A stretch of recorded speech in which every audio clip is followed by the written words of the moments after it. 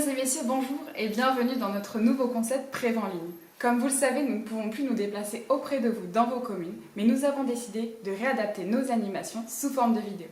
Au sommaire de notre émission, nous découvrirons ensemble l'actualité du coronavirus et nous irons voir le docteur Géraldine Wonarsnik qui répondra à vos questions, celles que vous nous avez posées. Nous découvrirons ensuite avec Laurent les recettes pour se régaler en moins de 15 minutes. Et enfin, nous irons à la rencontre de Coralie qui nous aidera à aller voir tous les partenaires financés par la conférence des financeurs sur le site de la Gironde.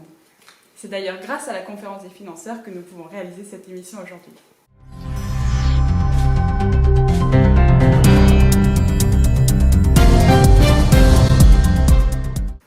Vous nous avez posé de nombreuses questions sur le coronavirus et la situation actuelle. Et nous avons donc décidé d'y répondre avec le docteur Géraldine Wonarsnik. Bonjour.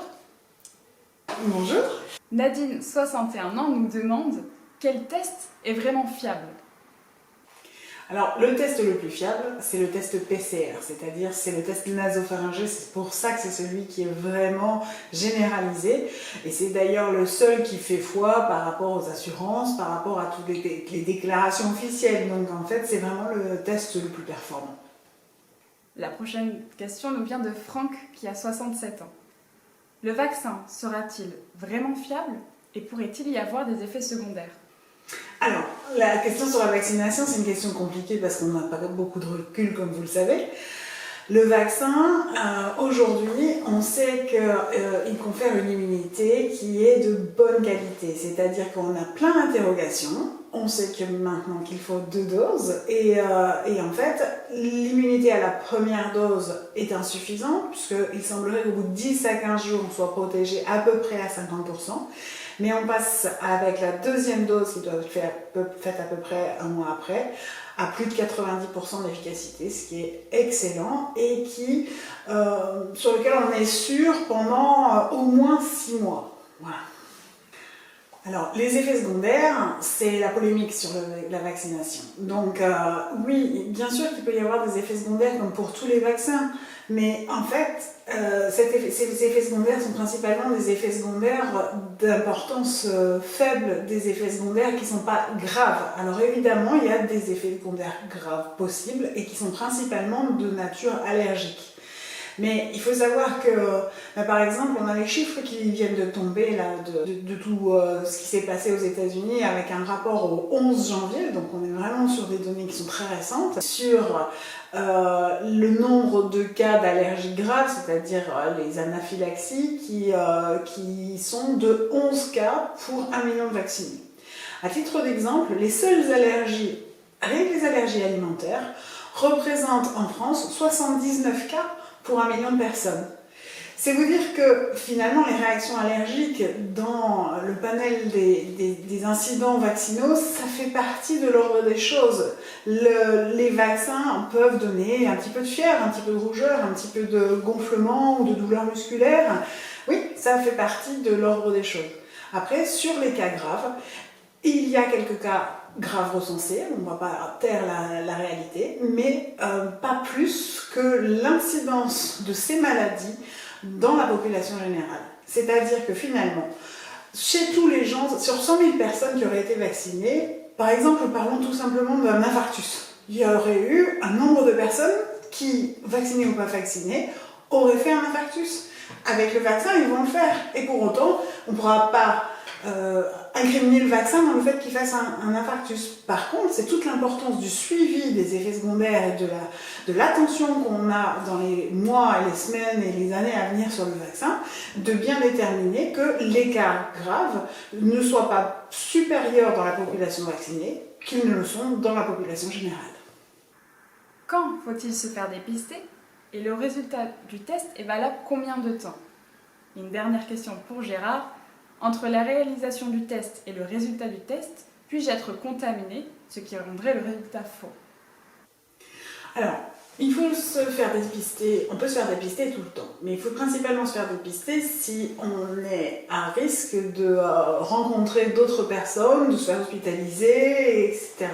Donc, si vous devez vous déplacer, aller en famille, ce qu'on préconise, c'est effectivement de faire 48 heures avant la rencontre un test qui permettra d'avoir plus de chances d'être non contaminant pour les gens que vous allez rencontrer et a fortiori si vous êtes hospitalisé ou si vous avez une intervention qui est prévue. Le résultat du test, il est valable jusqu'à ce qu'on rencontre une personne dont on ne sait pas si elle est contaminée ou pas. C'est-à-dire qu'on peut avoir un test négatif et rencontrer en sortant du dispositif ou juste avant ou juste après, à rencontrer quelqu'un qui sera porteur, qui vous aura contaminé et la validité du test négatif est compromise par ce contact. Martine, 75 ans, nous pose une question que beaucoup se posent également. Les seniors sont-ils vraiment plus vulnérables, même s'ils sont en parfaite santé, et sont-ils plus vulnérables qu'une personne de 40 ans qui boit, fume ou qui atteint d'une maladie?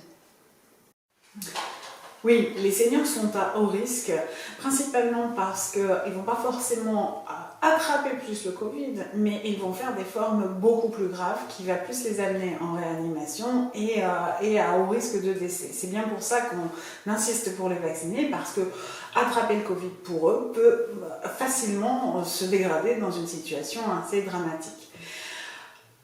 Maintenant, à la question s'ils sont en bonne santé, quelqu'un qui a 70 ans et qui est très actif et en bonne santé, effectivement, est moins à risque. Mais pour autant, en réanimation, sur les cas les plus graves et les plus à risque, on note que 84% des gens ont une comorbidité. Une comorbidité, c'est quelque chose qui va faciliter la dégradation, comme un diabète, une hypertension ou une obésité. Mais quand on entend 84% qui ont une comorbidité, on entend aussi 16% qui n'ont aucun facteur de risque et qui étaient en pleine santé. Donc 16%, c'est absolument pas négligeable. Daniel, 76 ans, se demande si être isolé est vraiment utile pour lutter contre ce virus. Être isolé, c'est vraiment la meilleure façon de se protéger. C'est-à-dire que les gestes barrières, finalement, si on les respecte bien, si quand on a un contact avec quelqu'un, on laisse la distance, on met chacun le masque et on se lave bien les mains, on diminue à moins de 5% le risque de contamination. Donc ça veut dire que c'est un risque qui n'est pas nul. La seule façon de se protéger vraiment est de s'isoler. C'est pourquoi, même si c'est une solution de dernier recours, parce qu'on ne veut pas, ou au minimum, faire subir l'isolement à nos seniors, c'est vraiment la seule mesure qui permet de les protéger à 100%, de ne pas être en contact potentiellement avec ce virus. Sylviane, 74 ans, nous demande « Les personnes en EHPAD sont dépistées et ceux qui les visitent aussi. Comment se fait-il que le virus arrive quand même dans les EHPAD ?» C'est ce qu'on disait précédemment, c'est-à-dire que finalement, les gestes barrières diminuent très considérablement le risque d'infection, mais n'est pas nul. La seule mesure qui permettrait que ce risque soit nul, ce serait un isolement complet. Mais les soignants ont une vie à l'extérieur, possiblement, même en respectant les gestes barrières, ramènent les virus qu'ils ont pu contracter à l'extérieur. Et finalement, il suffit d'une porte d'entrée, aussi minime soit-elle, pour que le senior contracte la maladie. Patrick, 81 ans, demande « Y a-t-il un seul virus qui court ?» Alors c'est un virus qui a muté, donc en fait on dit qu'il y a plusieurs variants. Donc le variant notamment anglais dont on entend beaucoup parler, parce qu'il est plus contagieux. La bonne nouvelle c'est qu'il n'est pas plus dangereux et que le vaccin reste efficace sur ce variant anglais. Et puis il y en a d'autres et il y en aura d'autres, comme le variant sud-africain qu'on vient d'identifier récemment. Elisabeth nous demande si le vaccin aura un effet durable ou s'il faudra le renouveler. Alors on sait déjà qu'il faudra une deuxième dose, parce que la première dose, qui donne une immunité à peu près 50% à l'issue de cette première injection, au bout de 10 à 15 jours, doit être complétée par une deuxième dose pour atteindre un taux d'immunité qui est supérieur à 90%, donc qui est une bonne immunité. Donc les résultats sont très encourageants. On sait aujourd'hui que l'immunité est stable et durerait plus de 4 à 6 mois, mais effectivement le recul nous manque pour nous dire si ça dure encore. Mais vu les courbes, on pense qu'il faudra le renouveler tous les ans comme la grippe. Rose, 71 ans, nous demande « Même s'il n'y a pas de recul suffisant, en tant que médecin, conseillez-vous d'aller se faire vacciner ?» Oui, évidemment. Évidemment, parce que effectivement, on est en train de diaboliser ce vaccin parce qu'il est sorti très vite. Mais il ne faut pas oublier qu'on a fait appel au monde entier, et aux scientifiques du monde entier, et qu'on est quand même rodé sur la fabrication d'un vaccin. Et puis, on diabolise ce vaccin parce que justement il est sorti vite, mais on a l'impression qu'on est en train de comparer la peste et le choléra quand on compare le vaccin au Covid. Il faut vraiment remettre les choses à leur place. On est en train de comparer une maladie potentiellement mortelle qui a fait plus de 68 000 morts en France aujourd'hui et un vaccin qui aura possiblement des effets secondaires, donc principalement ce sera des rougeurs, de la fièvre ou des douleurs musculaires, avec effectivement une possibilité de cas graves, on en a parlé tout à l'heure, notamment les risques anaphylactiques, allergiques, mais les cas graves représentent statistiquement un cas sur 10 000, donc finalement, en termes de rapport bénéfice-risque, il vaut bien mieux être vacciné que de risquer la mort à cause du Covid. Donc oui, évidemment, j'encourage tous les seniors à aller se faire vacciner. Et enfin, Serge, 69 ans, nous demande comment se diffuse le virus.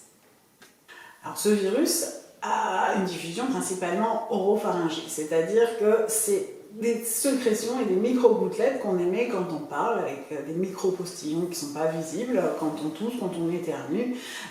Et donc du coup, c'est pour ça que les gestes barrières sont efficaces, parce qu'ils cumulent les protections, c'est-à-dire on protège celui qui les émet, on protège celui qui les reçoit, on laisse de la distance pour pas qu'il y ait d'interaction entre les deux, et on se lave les mains, on vous met du gel hydroalcoolique quand on est à l'extérieur, parce que ces microparticules peuvent être déposées et rester vivantes et contaminantes pendant un certain temps. Et donc du coup, pour s'en protéger, gel hydroalcoolique. Merci beaucoup docteur d'avoir répondu à toutes les questions qui nous ont été posées. Avec plaisir, merci à vous.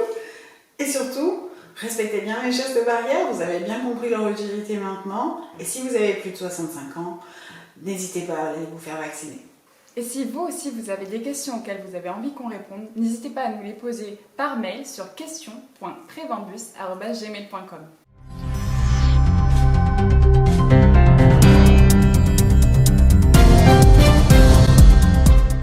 Vous n'aimez pas trop cuisiner ou même passer des heures derrière les fourneaux? Pas d'inquiétude, nous avons trouvé la personne qu'il vous faut. Bonjour Laurent. Bonjour Mathilde, bienvenue dans ma cuisine. Donc j'ai le plaisir de vous accueillir à nouveau dans cet atelier Prevambus. Nous allons donc cette année, je dirais, une nouvelle année, d'ailleurs j'en profite pour vous souhaiter une très bonne année 2021. Je pense que celle-ci sera meilleure. En tout cas voilà, je souhaite vous présenter un petit plat qui sera rapide, que ce soit pour vous mesdames ou vous messieurs. Vous verrez qu'en quelques minutes on peut préparer un plat équilibré, dans un budget toujours maîtrisé, comme à l'accoutumée avec Prevambus. Donc aujourd'hui, je vais vous faire simplement un gratin de courgettes tomates et un filet de dinde au curry. Je vais donc couper en rondelles quelques courgettes que je vais mettre dans un plat à gratin. On va mettre quelques tranches de tomates dessus et je vais vous faire un petit, pas un flan mais presque, avec des œufs, de la crème, du lait, du gruyère. On va recouvrir et on va mettre ça au four, 180 degrés pour 40 minutes à peu près. Voilà, un gratin, préparation 5 minutes, cuisson 40 minutes, mais qui ne va pas vous bloquer dans votre cuisine. Donc pour effectuer ce gratin, on va utiliser des courgettes, des tomates, des œufs, de la crème et du lait, du gruyère, sel, poivre, tout simplement. Donc je vais couper mes courgettes en rondelles, je vais les disposer dans mon plat et je mettrai au-dessus mes tomates.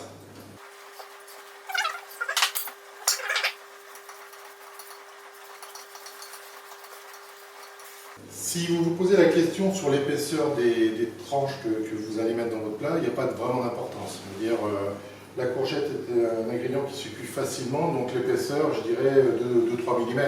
Après, c'est une question de goût. Donc on est sur un plat, j'allais dire équilibré forcément. Vous avez différentes manières de l'épicer. Vous pouvez, au fur et à mesure que vous mettez vos rondelles dans le plat, mettre légèrement du sel, du poivre. Ou alors on peut simplement garnir la crème, les œufs que l'on va battre tout à l'heure. On peut saler cet appareil qui servira, je dirais, quand il va se répandre dans votre plat, saler l'ensemble. C'est un choix que vous avez. Donc moi je vais quand même juste un tout petit peu mettre du sel simplement comme ça, un tout petit peu de poivre, Donc après, c'est une histoire de goût, hein, encore une fois. Là, je suis sur quelque chose de relativement simple au niveau des goûts. Vous pouvez mettre des fines herbes, vous pouvez mettre du curry, puisqu'on va tout à l'heure cuisiner le blanc d'Inde avec du curry. Là, encore une fois, je dirais, vous allez voir quelque chose de très simple et vous l'aménagez de façon, je dirais, personnelle. C'est l'intérêt aussi de cette cuisine simple et agréable, c'est que on l'ajuste en fonction des goûts. Donc voilà, j'ai commencé par mettre mes courgettes. Je vais continuer donc ma préparation avec la tomate et l'appareil à base d'œuf. Ce que je vais faire tout de suite, c'est mettre en route mon four, le préchauffer, thermostat 6 à environ 180 degrés.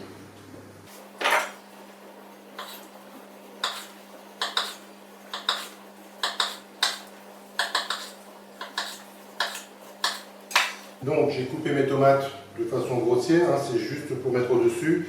Donc ça peut être des demi-tranches, vous voyez, des tranches entières, des petits bouts, ça n'a pas d'importance. Ça va simplement vous apporter un petit peu de fraîcheur et surtout de la couleur. Donc là j'ai commencé à préparer mon appareil. Donc l'appareil, je le répète, hein, c'est pas une machine, c'est pas un Cookéo, c'est la désignation en fait d'une préparation culinaire. Donc un appareil, ça peut être une pâte à crêpes, ça peut être là mes œufs qui vont être battus, c'est un appareil, c'est une préparation. Donc là j'ai cassé mes 2 œufs, je vais y mettre de la crème.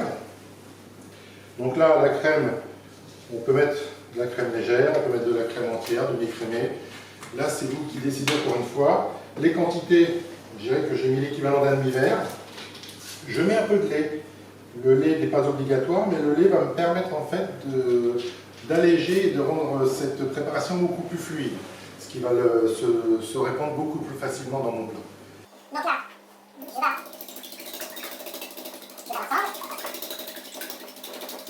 je vais Donc une fois que c'est fait, eh bien, je transvase sur mon plat. Voilà. Ensuite, donc j'y mets mon gruyère. Alors là, je suis parti sur une base gruyère. Si vous n'aimez pas le fromage, alors il y a la mozzarella qui est moins forte et qui gratine de la même manière.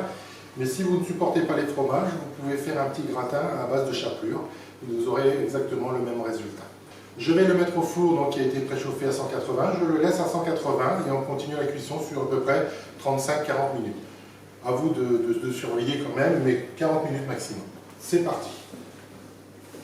Je vais donc continuer par rapport à ce plat. Je vais immédiatement faire cuire mes blancs d'Inde. Je dirais que là, ce que je vais faire pour faciliter la cuisson, c'est que je vais les tailler légèrement en lanières, ce qui permettra d'avoir une cuisson un peu plus homogène et un peu plus rapide. Bon, je n'hésite pas, hein. Voilà. Comme ceci, ça suffit largement. Alors, vous pouvez les laisser en entier, hein, c'est pas un problème. Simplement, la partie beaucoup plus épaisse risque de cuire moins vite. Vous allez vous retrouver avec une extrémité qui sera un peu plus dure, alors que le cœur de la viande ne sera pas cuit. C'est l'intérêt aussi de pouvoir faire ce genre de petites lanières. Donc comment je vais faire? Je vous expliquais tout à l'heure, j'ai ma poêle qui est en train de chauffer. Donc en fait, ça va être une cuisson qui va être assez rapide. La viande va être saisie, va accrocher un petit peu au départ, puisqu'on est une cuisson sans graisse. Donc là, j'ai mon cube, j'ai l'eau, j'ai mon curry. Une fois que ma viande sera posée sur ma poêle, je vais badigeonner légèrement le dessus. Je vais ensuite mouiller légèrement avec de l'eau. Ça va créer une condensation. Les sucres vont se décoller et c'est comme ça que vous allez apporter le goût à votre viande. Ce qui va se passer ensuite, la cuisson, on va la continuer pendant 7-8 minutes. Donc je vais mettre ma viande sur la poêle. J'avais un citron à côté de moi, je n'en ai pas parlé jusqu'à maintenant, mais le citron me permettra aussi de déglacer. Vous pouvez également, par rapport à cette recette, bon là on est sur une préparation relativement rapide, vous pouvez mariner votre viande. C'est-à-dire que on va dire 1 heure ou 2 avant, ou même la veille, c'est pas un problème, mais en 1 heure, vous mettez votre viande dans un plat, vous y mettez vos épices et vous mettez du citron. Et vous allez voir que la viande va vraiment prendre le goût. C'est une façon de faire aussi quand vous faites des barbecues. Là, on va le faire à la poêle, mais si vous faites un barbecue, le fait de mariner votre viande à l'avance, vous gaspillez moins quand vous jetez sur le barbecue vos épices. Voilà, c'est une petite astuce. Donc là, je vais me retourner aller au niveau des fourneaux, si vous voulez me suivre.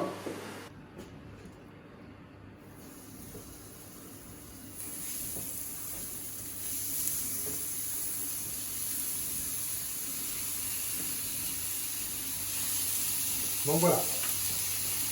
Donc là, on y va. On met les épices. Mon bouillon de cube.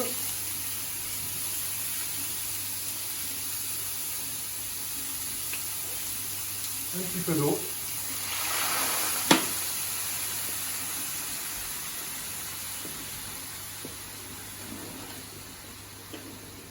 Donc là, la vapeur, vous voyez, je prends facilement mes morceaux de viande. On est parti sur une poêle sans matière grasse et ça n'accroche pas. Donc, je les retourne une fois.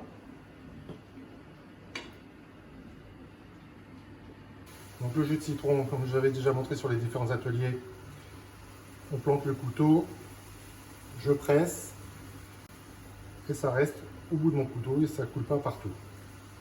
La cuisson se fait normalement. À partir de là, qu'est-ce que je vais faire? Je vais couvrir. Je vais laisser cuire un tout petit peu. On est à 5-6 au niveau de mon thermostat.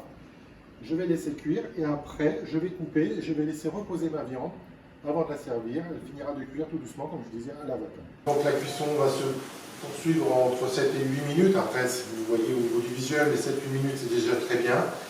Je fais en sorte qu'il y ait toujours un petit fond de jus.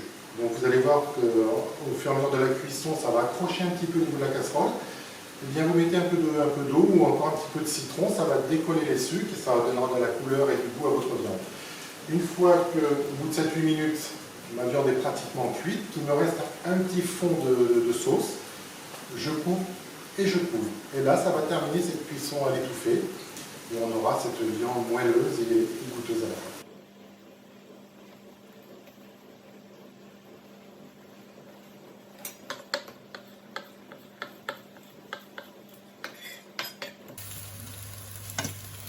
Donc je retourne régulièrement mes morceaux de viande. Vous voyez, si ça accroche un petit peu au fond de la poêle, ben, qu'est-ce que je fais? Je vais frotter un petit peu la viande qui est légèrement humide, ça va décoller les sucres. Et si ça accroche un peu trop, eh bien je déglace avec de l'eau.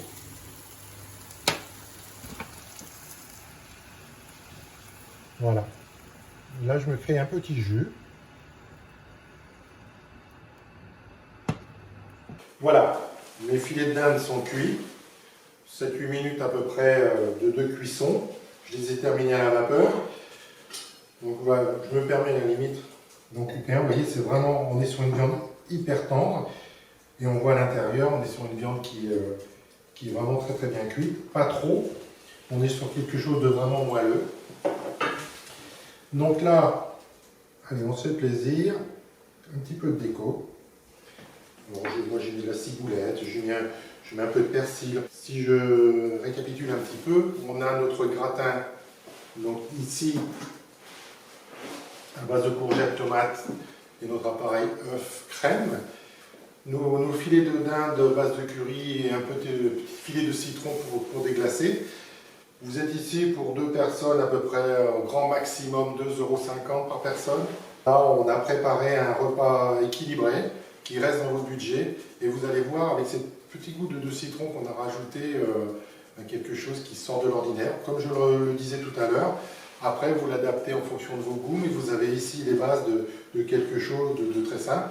Pas besoin d'être un grand cuisinier. Vous avez en bas de l'écran notre adresse. Il y a aussi une autre possibilité, c'est de nous envoyer vos questions et savoir éventuellement si vous avez envie de cuisiner quelque chose de particulier. Moi je me ferai un plaisir, si vous le souhaitez, de vous le cuisiner, de le préparer ensemble et de répondre à vos questions. Si vous avez des doutes, si vous avez des inquiétudes sur certaines choses, moi j'aurais bien plaisir à répondre à toutes vos questions et pouvoir cuisiner de façon, encore une fois, vous le remarquez, relativement simple, dans des budgets maîtrisés, mais sans négliger le plaisir. Voilà, je vous remercie. Écoutez, je vous dis à la prochaine fois et bye bye. Merci beaucoup Laurent. Et si vous aussi vous avez envie de refaire cette recette chez vous, vous pouvez la retrouver sur le site internet www.prevambus.com. Et si vous avez des idées de recettes pour les fois prochaines, n'hésitez pas à nous les partager par mail sur question.prevambus@gmail.com.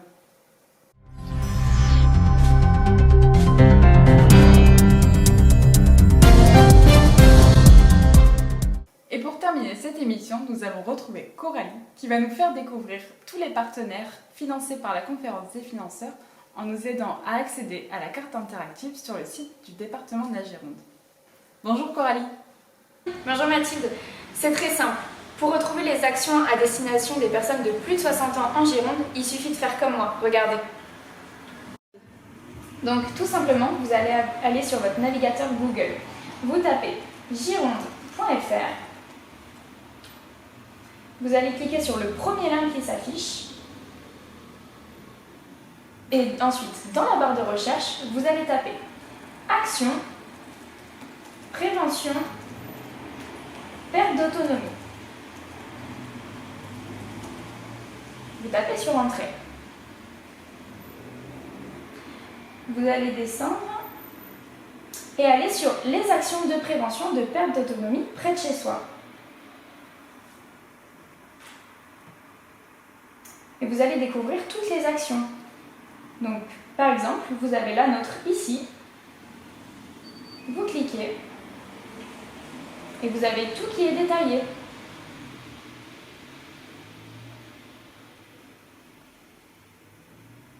Vous pouvez aussi retrouver toutes nos dates de diffusion des vidéos.